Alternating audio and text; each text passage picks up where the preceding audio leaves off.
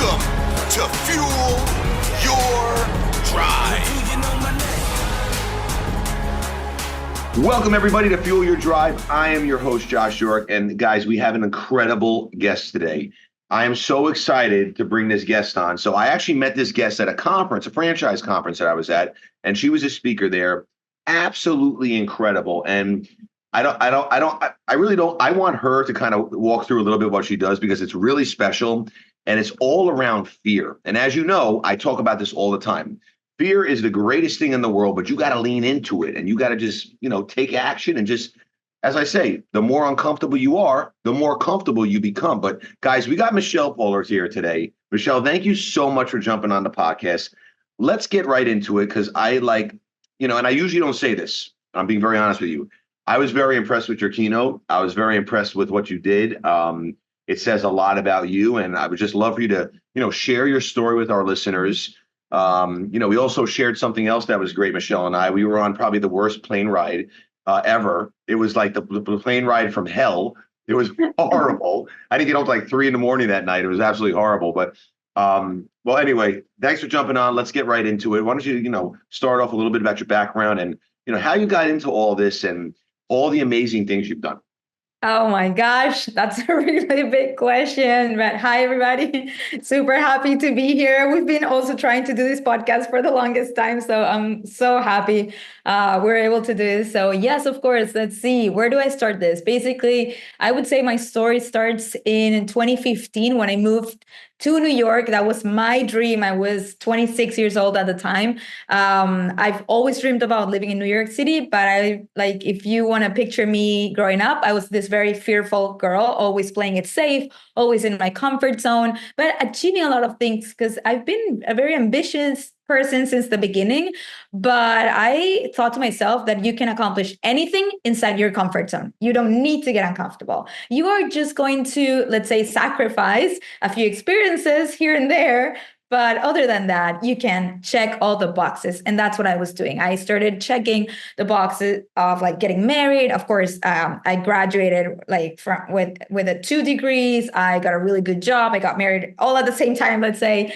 I was checking all these boxes. I was living my life until I started asking myself, now what? What's next? I was, let's say, at the beginning, 23 years when I got married and all of that. And I was like, I'm 23. I'm already living in a really nice building. I have a really good job. I'm so comfortable. I don't feel I should be this comfortable at 23. I should seek discomfort and seek growth. And that's when the idea of moving to New York came to my mind. When I moved to New York, I knew that was going to change my life. I just never in my life imagined to which degree. So basically, I moved to do a master's in branding. Branding is my passion. And so I was like, I want to learn all about this. And in the master's, the entire class had the exercise, the assignment to do a 100-day project. All of us had to choose one thing that we were going to do repeatedly for 100 days in a row.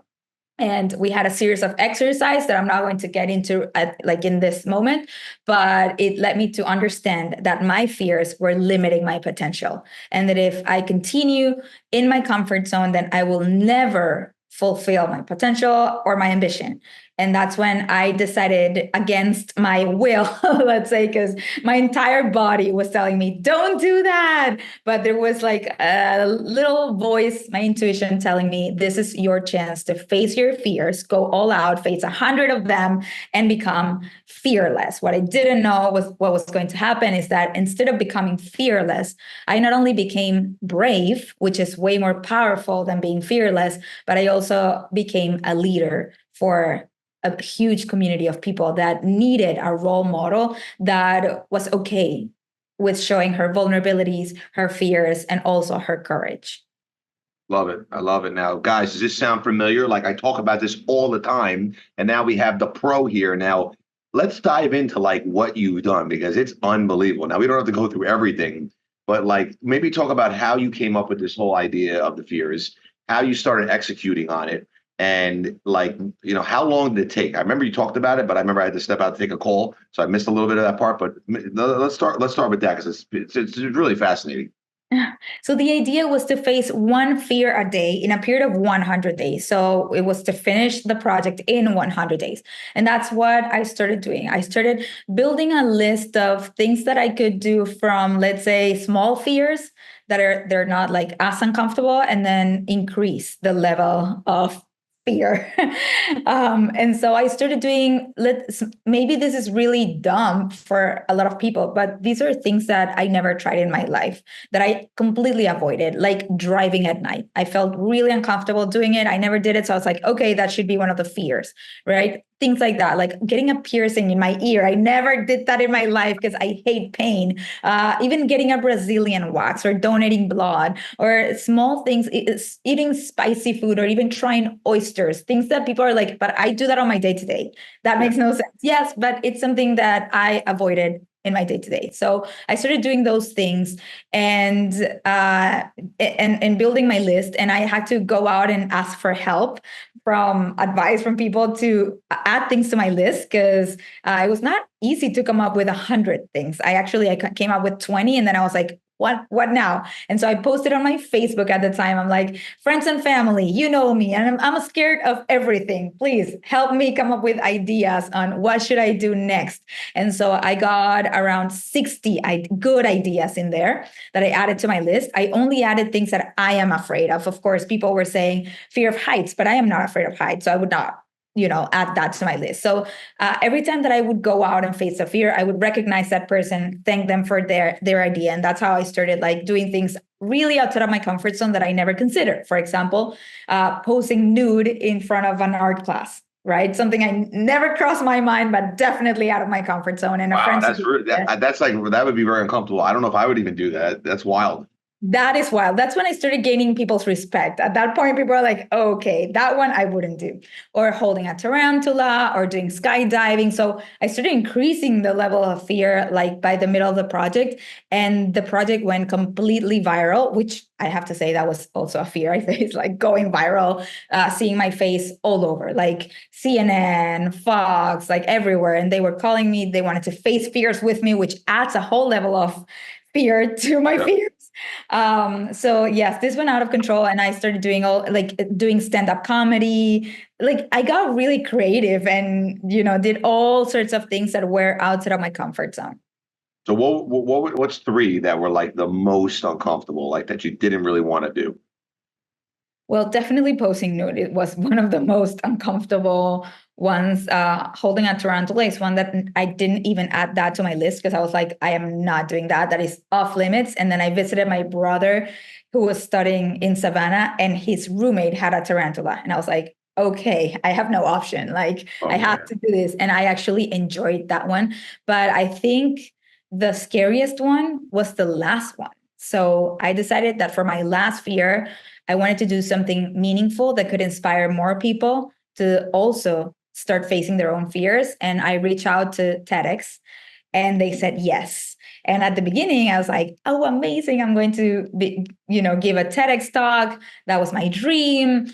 And then, until I got to the point where I was about to go on stage and I wanted to die. And I was like, this is the hardest. Like, the fear of embarrassment, the fear of failure, the fear of rejection, I guess, from the crowd, from everybody. Like, it was just a lot of fear involved in that. But then the reward was amazing. And so I always say, the more uncomfortable we get, the greater the reward.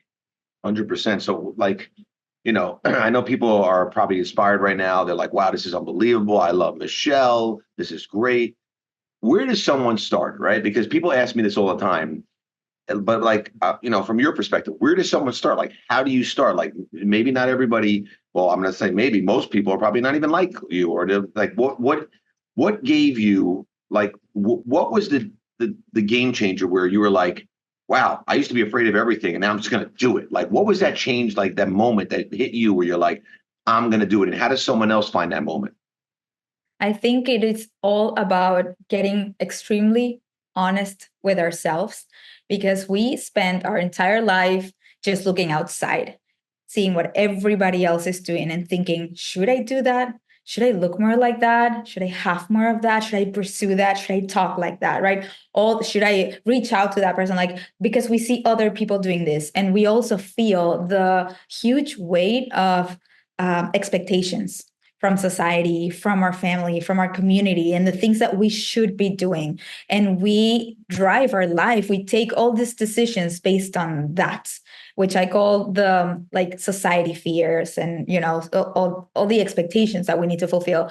And so my mission, I think, is to help people get extremely honest with themselves, ask themselves, what do they want? Like above, like if you wouldn't have, all these responsibilities, all these expectations, what would you really do? Like, so I invite people to look inside, get that honest with themselves.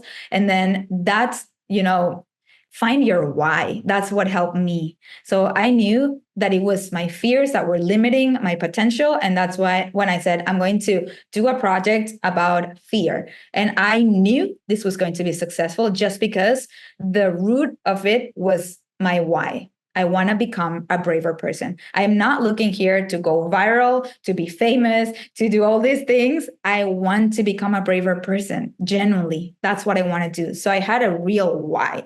And I just saw Simon Sinek's talk like a week before I decided I was going to face my fears. And I was like, wow, that is what he means with having a why. So I think that's it. You start right there, because then if you don't start right there, you end up facing so many fears to fulfill other people's expectations. So a really important question that I like to ask myself to understand if what I'm pursuing is for me or just, for society, is if I check this box, like if I accomplish this that I have in mind, that I say, that I convince myself that I want that, okay? If I accomplish that and I can't share it with anybody, would it still make me happy?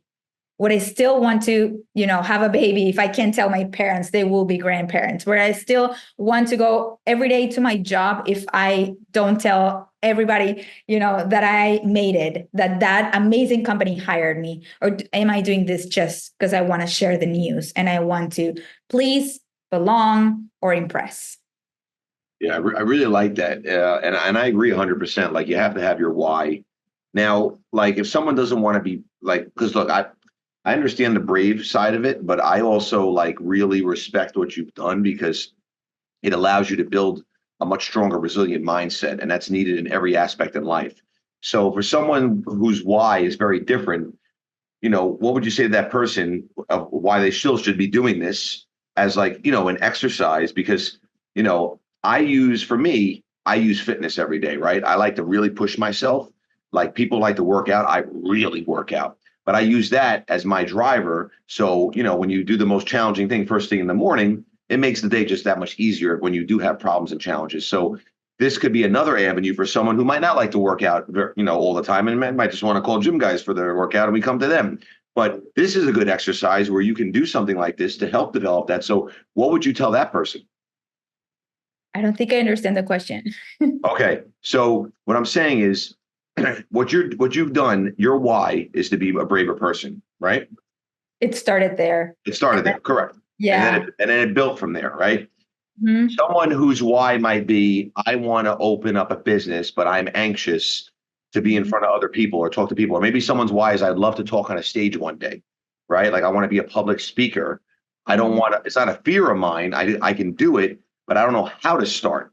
Mm-hmm. What I'm saying is, what you've done is a good exercise to be able to help build that strength here, right? Because I believe, I don't know if you agree with me, I believe 90% is right here, right? And it applies to every single aspect in life. So if someone wanted to use your method of facing fears, right, to do that, not to be brave, not to start with a why, like their why could be anything, to like be, I don't know, to go into business or to, whatever it may be. Where where would you say they would start? Like, what do you think would be like an appropriate place to start? Because it's a little bit different, but you understand what I'm saying? Yeah. And I think one really important thing that people don't consider, and I think this is key in anybody's success, is building their own personal brand beyond what you sell, beyond what you have to offer. Like, who are you as a person? What is your personal brand? And have that so figured out that whatever you do, then you can pour into that. Like, anything will have your stamp, your brand. And, like, same as I was saying before, like, people are all the time just looking outside and thinking, I want a brand like that. I should look more like that or have that kind of feel, but your personal brand can only come from inside. So figuring it out who you are, like figuring your authentic self, I think that's the number one thing that we should start doing. And then everything that we do has to have that brand. For example, one of the key elements of understanding your brand is understanding your core values. What are your core values? What are the three things, that you value the most, that not only everything that you do has those three values embedded, but the brands you support, the people you hang out with, so your entire world is authentic to who you are. And so if I ask now my audience, right, that they've been following me for the last, I don't know how many years, what are my top values? I'm pretty sure they would guess my values and they would be very accurate. Even just you from watching me here, like Yep. from just seeing this, you would probably say something like design, right? I care about color, design, like it's a big Yep. thing in my life. Authenticity for me is huge. And also transparency for me is like one of the key things. And that's why people trust me, because I'm very open and transparent about everything in my life. And so those are my key values, that plus courage.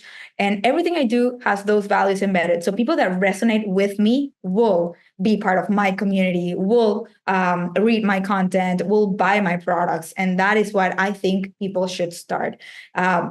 Looking inside, being very honest with themselves, owning who they are, embracing their authentic selves, like what they love, and even the things they don't love about themselves, being okay with that, even being okay with the world knowing that about them and owning it and saying, this is me.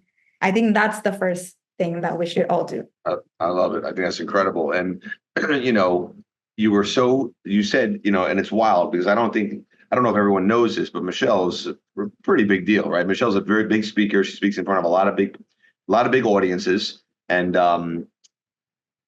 if you recall, she said her scariest experience was doing that TEDx talk. So now I always tell people this, they don't believe me. Like, I still always get a little nervous before I do a speaking. Do you as well? Depends. What does it depend on? Depends. A lot of like factors. The audience, for example, if you put me in front of an all women's audience, makes me more comfortable than all men audience, because not that, I'm not confident in front of men, but I know the reaction will be different. I know women are more willing to laugh and cry and be open about their emotions, and men keep it like they hold it together. And it's hard for a speaker. We're craving the laughs and the tears and the cheers. And so that also, for example, I normally get hired to deliver my talk, Fear Less, Do More, is the one that you saw. I'm very, used to that one. For the last 9 years, I've been delivering that. So you asked me to say it, I'll say it with my eyes closed and, easily. And now I have a new one called Irreplaceable, where I talk about personal branding and everything that I'm right now talking to you. That's a new one. So I still have to like practice it more, feel more comfortable around that content. I don't know exactly when people will laugh or like cheer, like all those little things that I know about the other one. So all these things affect my confidence. 100%. But you started speaking about something else. You stepped into your uncomfortable zone because you're not comfortable with it, and you have to like make it yours. You have to perfect it. You have to practice it.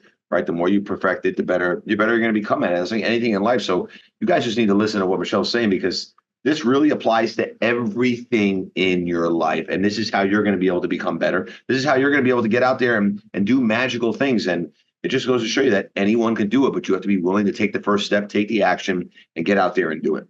Yeah, it would be so easy for me to just stay with my one talk that I know so well. But, I think we have to challenge ourselves, because when we don't, the universe will challenge you. So I think it's great when we make those decisions and we decide, I want to continue growing. And for me, life is all about either comfort or growth.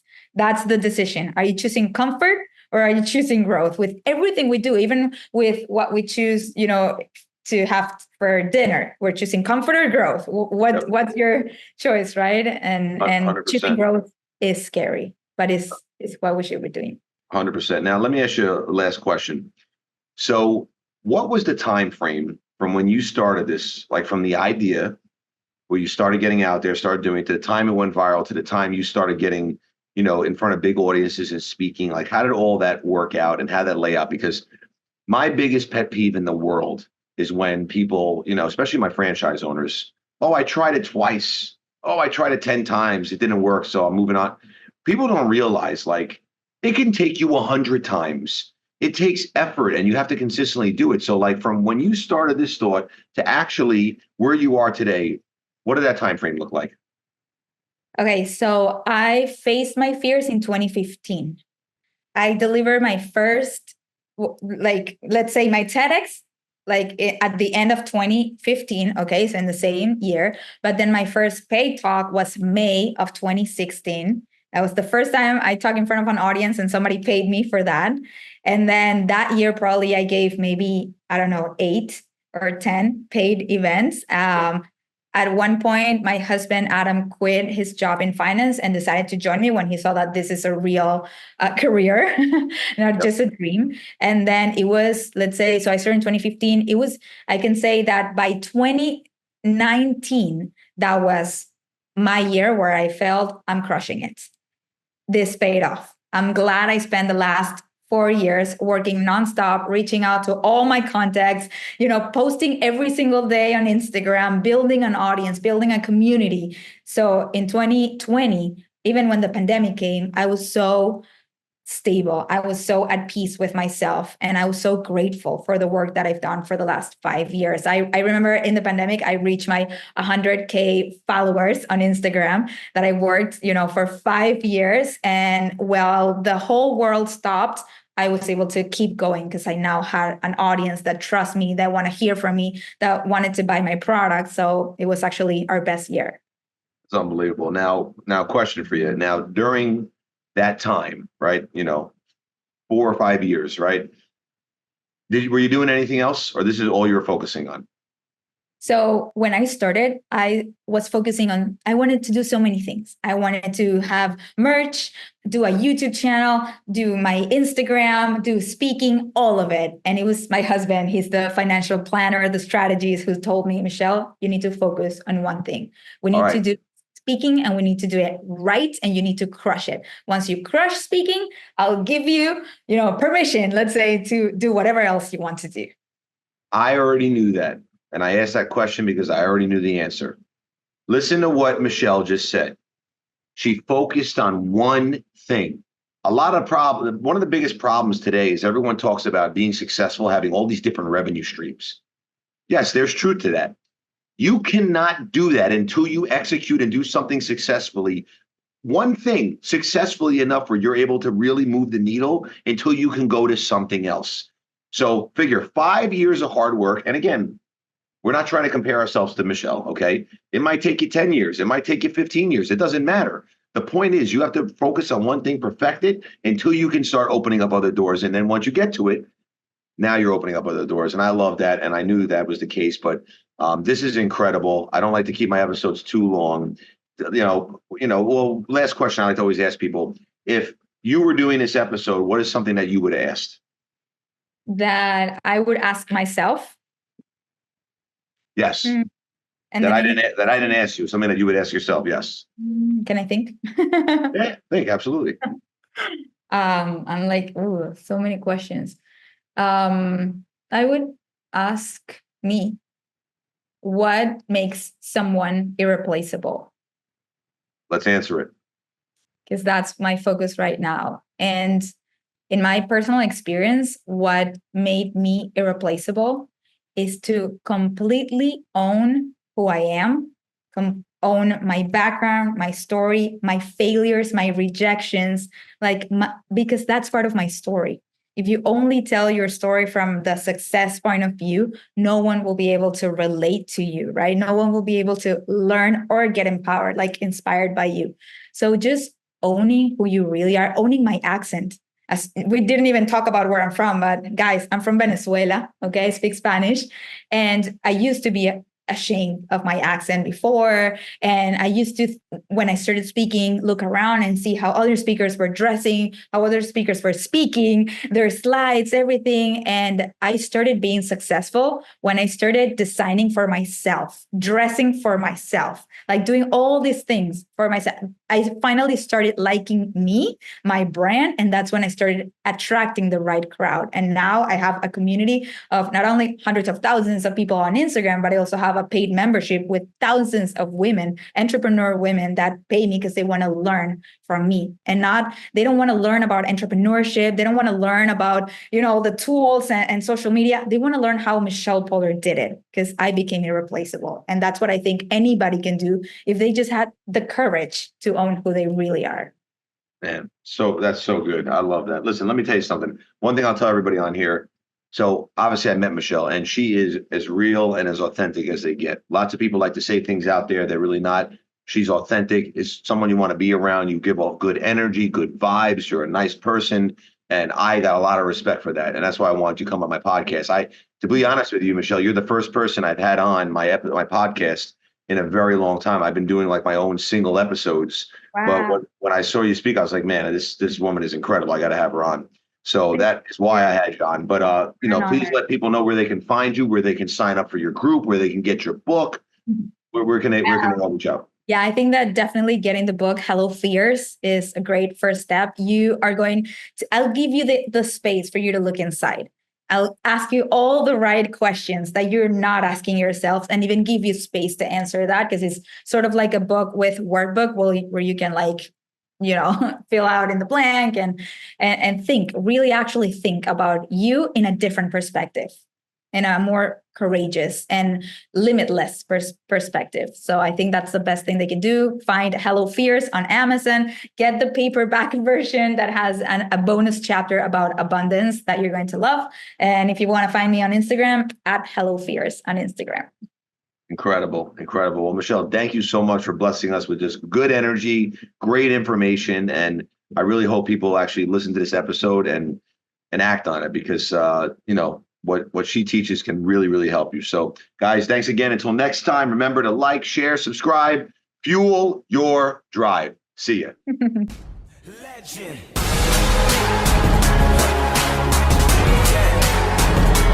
Do you know my name? My name is Legend.